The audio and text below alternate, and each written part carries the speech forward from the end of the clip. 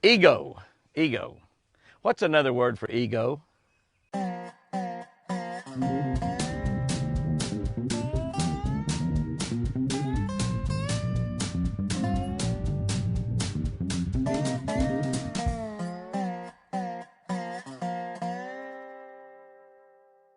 Good morning, guys and girls. It is May 24. We're going to be looking in the book of Hebrews. I always think about coffee when I look at the book of Hebrews. Hebrews 12:14. We're going to be reading from Hebrews 12:14, our catch of the day today. If you are not familiar with the catch of the day is a book that I wrote several years ago, and it contains a fishing tip for every day, a scripture for every day, and a devotional that I wrote that's centered around fishing. And this book's been a highly successful book, very successful book. And what we do on our Catch of the Day YouTube video is we read this, but we kind of add to it. We add a little bit to it. Might add a little bit to the fishing tip, might add a little bit to the scripture, a little bit to the devotion.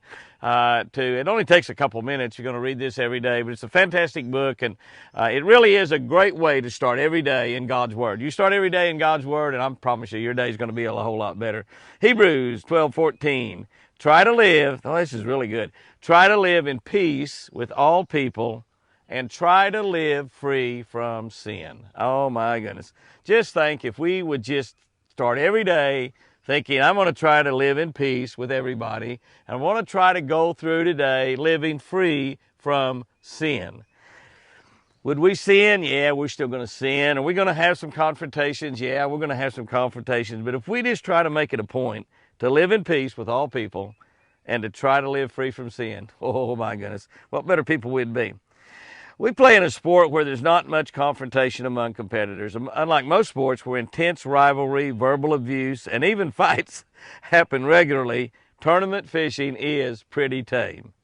However, some of the younger fishermen get out of line occasionally, and a few get bent out of shape if they believe it's saying something negative about them. This is simply ego, but it's a tool that the devil uses to destroy peace and harmony. Sometimes you get confronted by some of these younger fishermen saying, I heard you said such and such about me. I heard you did this. I heard you.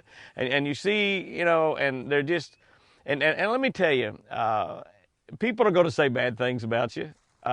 People say bad things about me. If people are not saying anything bad about you, here's what you do. Get you a YouTube channel. Get you a YouTube channel, and real quickly somebody's going to say some things bad about you.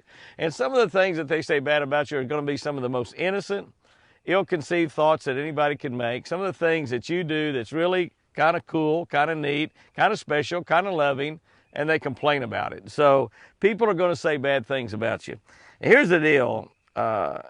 If you really take offense to that, especially if it's something that, you didn't say or you didn't do, it's ego. It's ego that causes these young fishermen. They've got such a big ego that if somebody says a little something negative about them, they jump down their throat. Pride is an especially easy and effective sin that can snowball into more and more sins.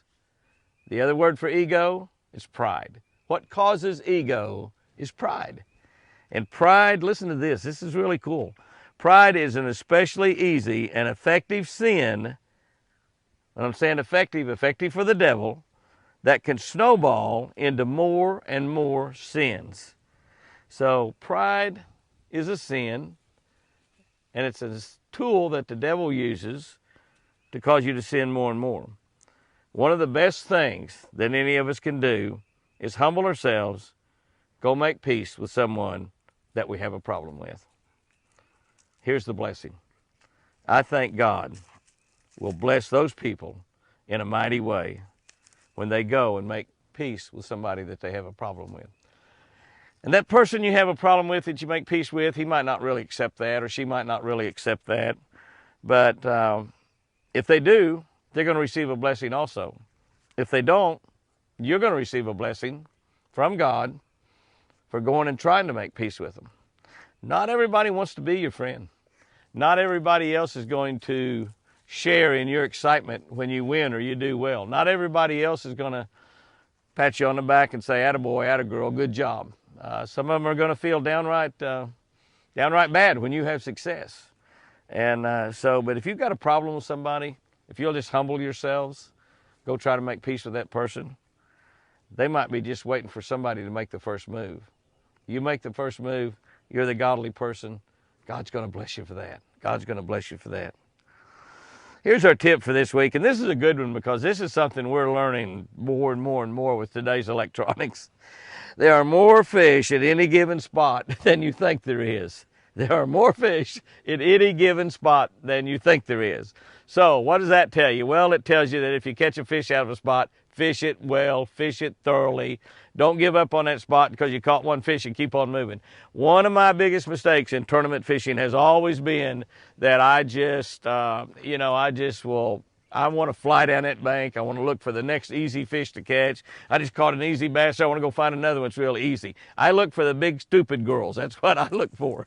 Don't you take anything. Don't anybody take anything that I said about that. But that's what I look for. I look for those big female fish that are ready to bite anything. And when my bait comes by there, whatever it might be, they jump up and bite it. I'm looking for another one of those girls. And so I'm running down the bank with my trolling motor wide open as fast as I can. By doing that, a lot of times I fail to catch a lot of fish that's in a spot. So there are a lot more fish in a spot than you think there are. And we are finding that out so much with today's electronics where we can actually see those fish in our, what I call video game fishing. I found a spot yesterday evening fishing with a couple of friends of mine.